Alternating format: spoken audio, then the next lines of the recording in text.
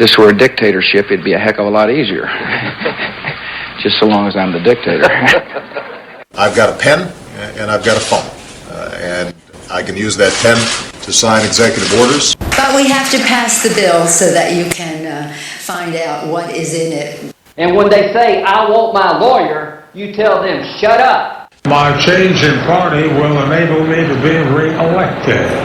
I actually did vote for the $87 billion before I voted against it. Mr. Reagan will raise taxes, and so will I. It is the constitutional position. It is the advice of the founders to follow a non-interventionist foreign policy. Stay out of entangling alliances.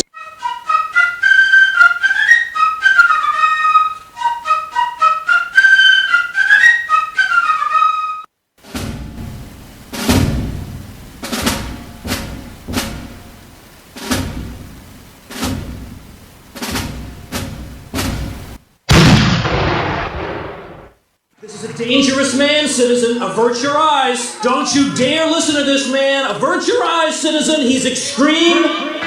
He's dangerous. He's crazy. He's not respectable.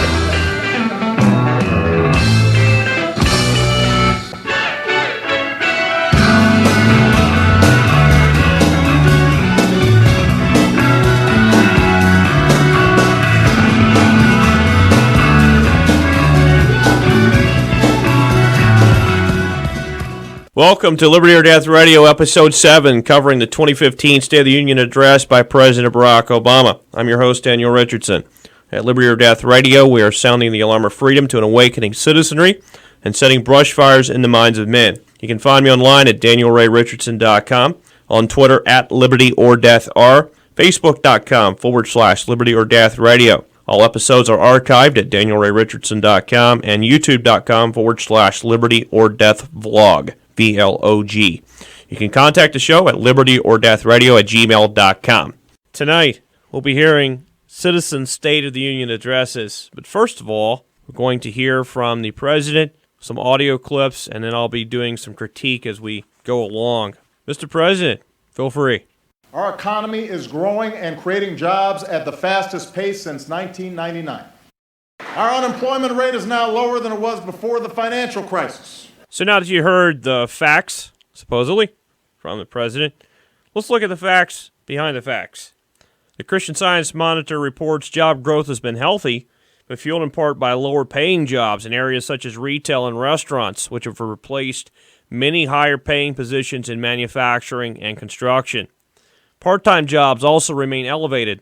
There are still 1.7 million fewer workers with full-time jobs than when the recession began in December 2007. They continue, quote, and the faster hiring hasn't pushed up wages much. They've been growing at a tepid pace of about 2% a year since the recession ended 5.5 years ago. That's barely ahead of inflation and below the annual pace of about 3.5% to 4% that is typical of a fully healthy economy. Thought it was interesting, Mr. Obama did not even mention, obviously, the inflation rate, which is very high, and is something that most people just don't seem to recognize, although they see the increasing in price. Politico.com reports the labor force participation rate is now 62.7%, the lowest level since 1978. How about that fact, Mr. President? And he continues. More of our people are insured than ever before. So it may be true that more people are insured than ever before, but when you force people to get insurance or be fined, what do you really expect? Also, what about those who are paying far more in premiums than they ever did before Obamacare, or have less coverage, or both? I've personally heard of those that have been in this situation. Actually, their coverage is less, premiums are more. CBS News reports, quote, if your income for 2014 exceeds the estimate you provided when you applied for health insurance, then complex connections between the health law and the tax code can reduce or even eliminate your tax refund next year. They continue, more than a third of tax credit recipients will owe some money back, and that can lead to some pretty hefty repayment liability, says George Brandis, VP for Healthcare Programs at Jackson Hewitt Tax Service. As Representative Joe Wilson once famously said. Moving on now to foreign policy and the military.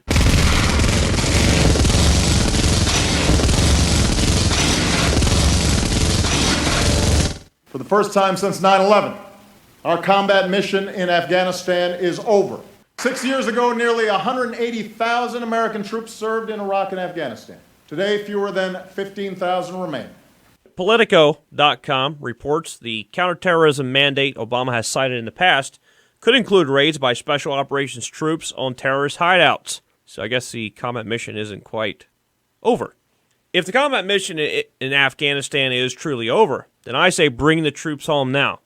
We don't want 15,000 troops remaining in Iraq and Afghanistan.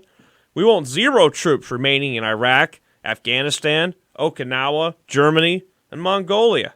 Bring the troops home from all of the 148 countries where they're stationed around the world. Support the troops by bringing them home to their families.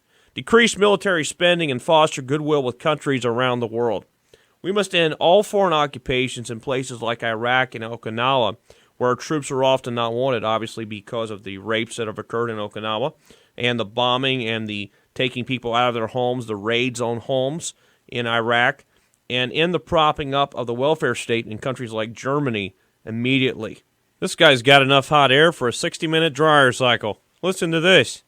Will we approach the world fearful and reactive, dragged into costly conflicts that strain our military and set back our standing?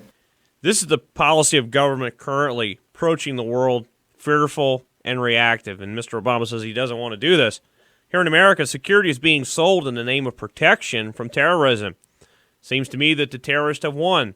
Americans surrender their freedoms daily in the name of security. Obama claims to want to avoid costly conflicts that strain our military. What about his seeking for war powers from Congress? Doesn't that put a strain upon our constitutional form of government? Outside of a foreign invasion, Congress must declare war for the president to directly engage the military in combat activities. Congress, for their part, seems to be happy to continue to abdicate its authority, although it lacks the authority to do so. And now, Mr. Obama, whose net worth is reported to be over $12 million, is going to address middle-class economics and money. That's what middle-class economics is. The idea that this country does best when everyone gets their fair shot. Everyone does their fair share. Everyone plays by the same set of rules. We don't just want everyone to share in America's success, we want everyone to contribute to our success. Why is the president determined to perpetuate and increase this class warfare? Why do we need, in quotes, middle-class economics? Why don't we remove government out of the way and allow the market to work for higher-income workers, middle-income workers, and lower-income workers? Why should one person, regardless of their socioeconomic position, be forced to contribute to the success of another? Why don't we allow freedom of association to ensure that mutually beneficial business transactions are achievable? We need equality of opportunity, which is a right, that is, being sure that force and fraud are not occurring in the marketplace, but we don't need equality of outcome, where government must step into play not as an umpire that enforces a fixed set of rules, but as an umpire who is paid off by one team to fix calls in their favor and changes the rules at his whim. As we ensure this equality of opportunity, we can see lower-income workers, middle-income workers continue to rise up the scale of take-home pay. Recently, Liberty or Death Radio received submissions from its listeners for their own personal State of the Union addresses. Steve Piotrowski, founder and president of Citizens for Liberty and accomplished Pennsylvanian activist, contributed one of those.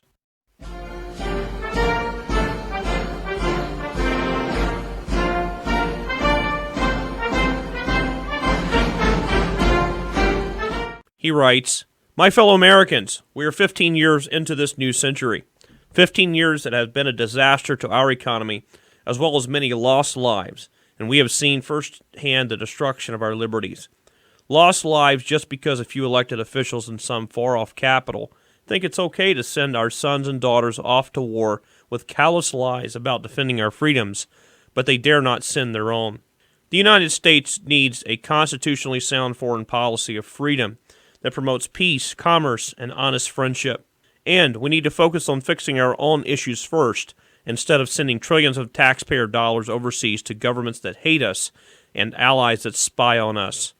America is broke. Our great country is on a downward spiral towards fascism and an economic collapse, but it is not too late to clean up this mess.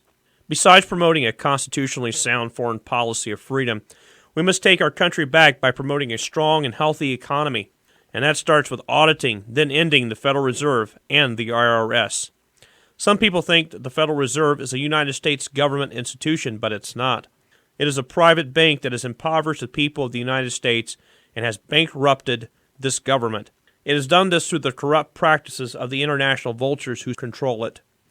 In promoting a strong and healthy economy, we must also repeal all unconstitutional laws, including Obamacare, which has been devastating to the American way of life. Let's be the generation that takes a stand for not only ourselves, but for our posterity. Ask yourselves this: if not us, who? If not now, when?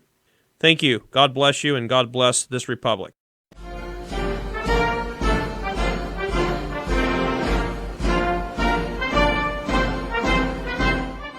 Next up, we have State of the Union by David Doms, Secretary for the Northampton Libertarian Party. David Doms writes, "The State of the Union is that which the Founders warned us to avoid. Partisan politics, unsound money, disregard for and debauched interpretation of the Constitution are among the causes. A corrupt Congress has permitted bankers to control the money supply, and the national debt is so great that just servicing it costs enough money to buy a house for an American family every second of the day. A dollar is only worth 3% of what it was worth before the Federal Reserve was forced on our grandparents.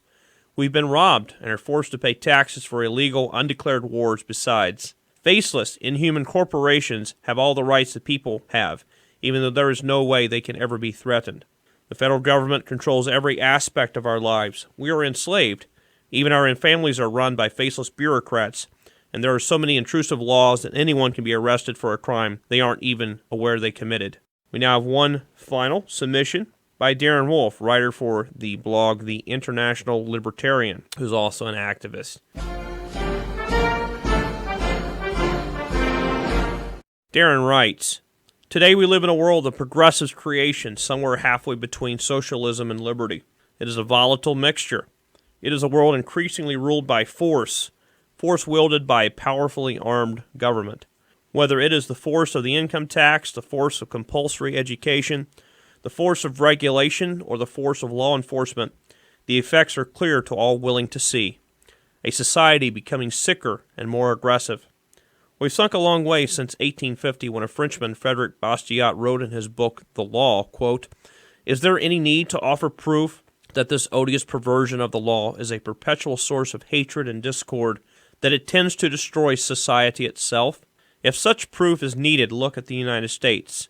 There is no country in the world where the law is kept more within its proper domain, the protection of every person's liberty and property. As a consequence of this, there appears to be no country in the world where the social order rests on a firmer foundation." End quote. They're sure not talking about us like that in France anymore. Progressivism has failed to achieve its lofty ideals. Instead, it has created our present situation of crime and murder, war, and empire. Before anyone gets too smug, let me emphasize that both political parties have adopted the progressive ideology. Today's so-called liberals and conservatives advocate different degrees and different aspects of it, but advocate it they do. Restore liberty. If you're just joining us, those were submissions by our listening audience giving their own citizen State of the Union address. If you'd like to comment on those or other aspects of our show, or perhaps you have an idea for a future show, feel free to email us at libertyorddeathradio@gmail.com. Again, that's libertyorddeathradio@gmail.com. You can also find us on Facebook at facebook.com/libertyorddeathradio. Heading back to foreign policy now. As Americans, we respect human dignity even when we're threatened, which is why I have prohibited torture and worked to make sure our use of new technology like drones is properly constrained. A new analysis of the data available to public about drone strikes conducted by the human rights group Reprieve indicates that even when operators target specific individuals, the most focused effort of what Barack Obama calls targeted killing, they kill vastly more people than their targets, often needing to strike multiple times. Attempts to kill 41 men resulted in the deaths of an estimated 1,147 people as of 24 November 2014. Reprieve, sifting through reports compiled by the Bureau of Investigative Journalism, examined cases in which specific people were targeted by drones multiple times. Their data, shared with The Guardian, raises questions about the accuracy of U.S. intelligence guiding strikes that U.S. officials describe using words like clinical and precise. Drones.pitchinteractive.com reports on the strikes in Pakistan up to 2013. They report 175 children dead, 535 civilians, 2,453 others, and high-profile 50 targets hit in Pakistan. A 13-year-old boy was killed in Yemen in January of 2015, and he had told The Guardian just months earlier that he lived in constant fear of the death machines in the sky that had already killed his father and brother. "I see them every day, and we are scared of them," said Muhammad, speaking from his village where he died just a few weeks ago. "A lot of kids in this area wake up from sleeping because the nightmares from them now have some mental problems. They turned our area into hell and continuous horror day and night. We even dream of them in our sleep." His father and his brother had been killed in drone strikes. And of course, we all probably remember the case of Abdul Rahman al-Awlaki, the son of Anwar al-Awlaki, both American citizens. Anwar al-Awlaki was executed by drone without a trial, without even being charged of a crime. And his son, Abdul Rahman, was also killed along with a friend of his. Both of them were in their mid-teens, 16 and 15, I believe it was. And so these are abuses of the war that's waged by drones in the Middle East, in Yemen, in Pakistan, in Afghanistan, hitting wedding parties, hitting children, taking out families just going about their daily routines because they might happen to be with a person who's suspected of being linked to Al-Qaeda. This is what the true state of the war by drones is currently, and I don't think I would call that properly constrained. What do you think? If you're just joining us, you're listening to Liberty or Death Radio, Episode 7, covering President Obama's 2015 State of the Union address. This is your host, Daniel Richardson, Second Vice Chair for the Northampton Libertarian Party. Some of the listeners to Liberty or Death Radio have given their opinions in their Citizen State of the Union addresses.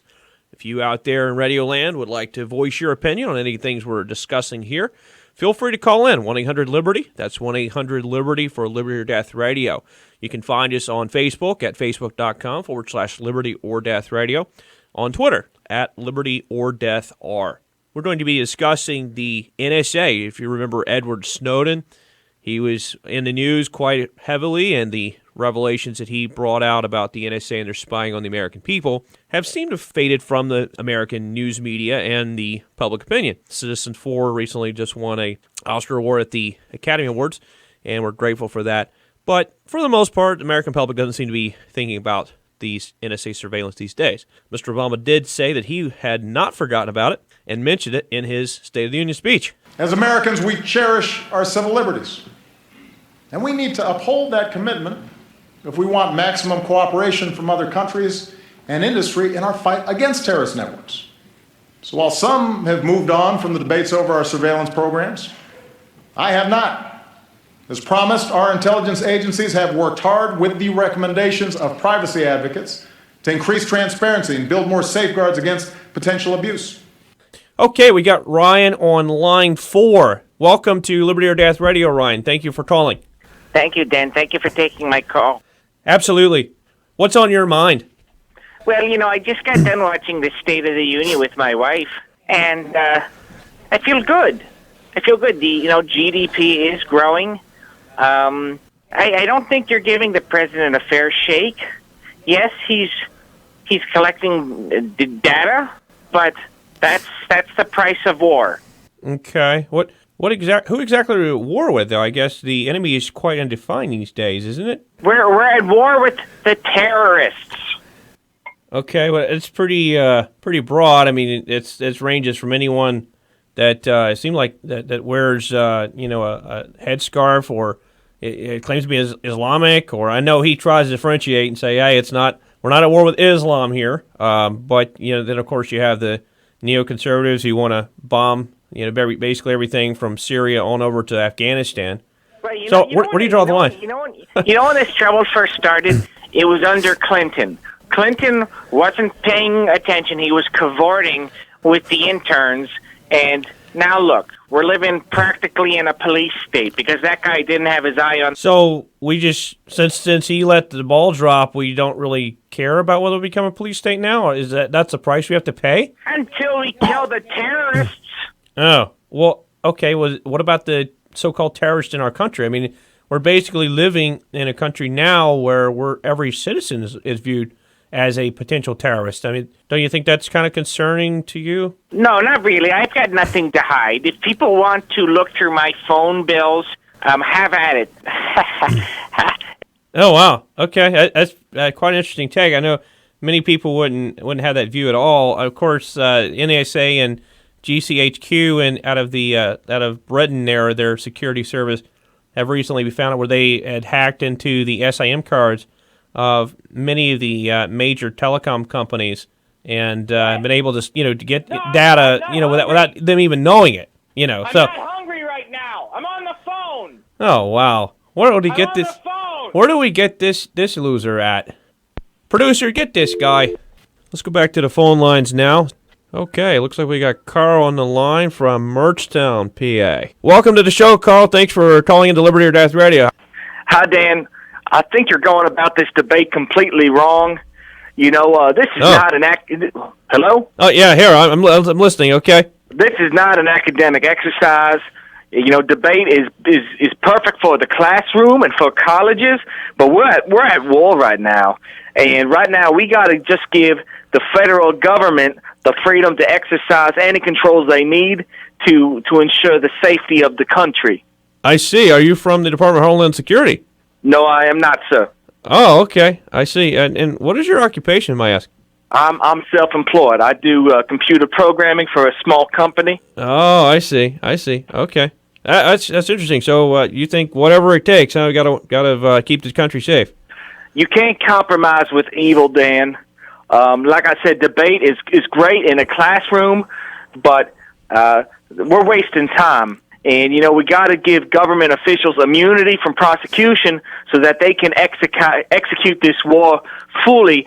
When we just give government control and no accountability, no holding them back from whatever they want to do. I mean, they're going to basically take over our lives and put on draconian, style police state. Basically, what we're going to have. We're going to have, the 1984 that George Orwell warned us about in his book. And I don't think Americans are really wanting that. I think that they are quietly ceding this authority over to government. Hey, Dan, but it's just this is not. Can I interrupt? Yeah, go ahead. What do the victims of 9/11 and George Orwell have in common? Tell me what you got. They're both dead. Okay. Victims of George Orwell. Okay. No, that's not what I said, Dan. Oh, okay. I said, what do the victims of 9/11 and George Orwell have in common? Oh, what is George Orwell? Okay. They're So you're both dead. Yeah. Okay. So you can have these flowery theoretical arguments. But in the real world, where we face real physical danger. Oh, okay. So anything for the price of security, then, huh? What do you know about Thomas Jefferson? The third president of the United States. He talked about he would prefer the tumultuous sea of liberty. No, just hang on, because he said he would prefer the tumultuous sea of liberty to the quiet calm of despotism. So this is the third president of our country. I think we ought to look back to the founders and see what they had to say about some of these issues. And they obviously didn't believe that government should have a free hand. I mean, this is why we broke away from Great Britain, because we had soldiers writing their own search warrants, this sort of thing. So this is not what we want to allow again. We're trying to avoid a violent revolution. So we want to rein in government now so we don't have this. Hey, Dan, what do the victims of 9/11 and Thomas Jefferson have in common? Yeah, they're both dead. I got it, right. Very good. I got that. Okay. Now let's take a look back to the voices of reason from the past. One of the founding fathers, our first president, George Washington. George Washington was inaugurated April 30th, 1789. His first State of the Union address was written to Congress in January of 1790. The following are excerpts from that speech. Quote, among the many interesting objects which will engage your attention, that of providing for the common defense will merit particular regard. To be prepared for war is one of the most effectual means of preserving peace. A free people ought not only to be armed, but disciplined, to which end a uniform and well-digested plan is requisite, and their safety and interest require that they should promote such manufactories as tend to render them independent of others for essential, particularly military supplies. End of quote. Note that President Washington spoke of being prepared for war, not engaging in war on foreign soil where our nation has no fear of attack. Also note his words, a free people ought not only to be armed, but disciplined. President Washington, as Commander-in-Chief, led a force of militiamen from Pennsylvania, Virginia, and other states to put down the Whiskey Rebellion after farmers in western Pennsylvania revolted against attacks on their homemade whiskey. This president wouldn't trust militiamen if he could find them, in places like Bundy Ranch, for example. And please understand that the National Guard is not the modern state militia, because not all citizens are a part of it, and it is not exclusively under the control of the state governor and legislature that supposedly originates from. Regarding the safety of Western settlers against Indian tribes, Washington writes in his December 1790 address, quote, as this object could not be effected by defensive measures, it became necessary to put in force the act which empowers the President to call out the militia for the protection of the frontiers, and I have accordingly authorized an expedition in which the regular troops in that quarter are combined with such drafts of militia as were deemed sufficient. End quote. In Washington's 1791 State of the Union address we read, quote, it is desirable on all occasions to unite with a steady and firm adherence to constitutional and necessary acts of government the fullest evidence of a disposition as far as may be practicable to consult the wishes of every part of the community, and to lay the foundations of the public administration in the affections of the people. Does that sound like this president? Do you believe that this president does what he wants to do, or what he believes that Americans want him to do? With state legislatures most closely resembling the collective voice of the people in our nation of approximately 300 million, and with those same legislatures passing bills to nullify or render void actions of the federal government, including Obamacare and recently DEA highway camera spying, I believe that it is clear that Mr. Obama does not care what the American people have to say on any subject. The federal government owns approximately 28% of all land in these United States, which totals around 640 million acres, including 84.5% of land in the state of Nevada and 69% of land in Alaska. With that context, let us now hear again from Mr. Washington in his December 1791 address. Quote, a provision for the sale of the vacant lands of the United States is particularly urged, among other reasons, by the important considerations that they are pledged as a fund for reimbursing the public debt, that if timely and judiciously applied, they may save the necessity of burthening our citizens with new taxes for the extinguishment of the principal, and that being free to discharge the principal, but in a limited proportion, no opportunity ought to be lost for availing the public of its right. How much of the federal debt could be paid off? How much could taxes be lessened? How much could the people of these United States be relieved of this burden of debt if 90% or greater of these federal lands, mostly in the West, were sold to the highest bidder? Does our president work for us, or does he work for himself and his interest? You've been listening to Liberty or Death Radio, Episode 7, covering the 2015 State of the Union Address by Barack Obama. I'm your host, Daniel Richardson. I want to thank you for listening. You can find us online at danielrayrichardson.com, on Twitter at Liberty or Death R, and on Facebook, facebook.com/Liberty or Death Radio. To contact the show, email us at libertyorddeathradio@gmail.com. Thanks again for listening.